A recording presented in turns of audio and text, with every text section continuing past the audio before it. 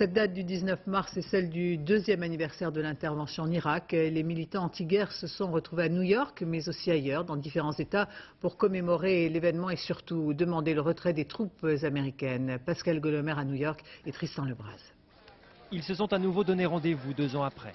Mais nous sommes loin des centaines de milliers de manifestants qui, à l'époque, arpentaient les rues de New York. Aujourd'hui, les pacifistes auront bien du mal à remplir la prairie de Central Park qui leur a été allouée.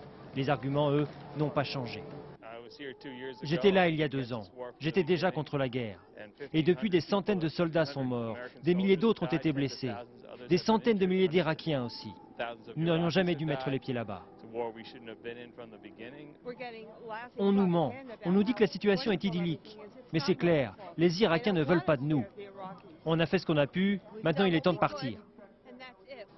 Le retour des GIs au pays, c'est la solution que la plupart préconisent. D'autres sont plus hésitants.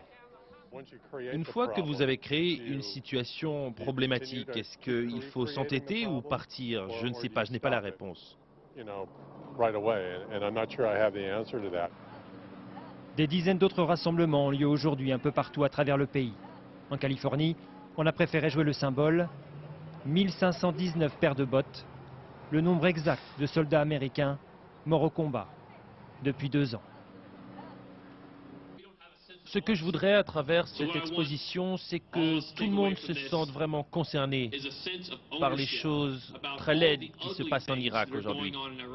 Selon un sondage publié cette semaine, 67% des personnes interrogées estiment que les Irakiens sont plus heureux aujourd'hui qu'avant la chute de Saddam. Mais ils sont aussi plus de la moitié à désapprouver la façon dont George Bush a mené cette guerre.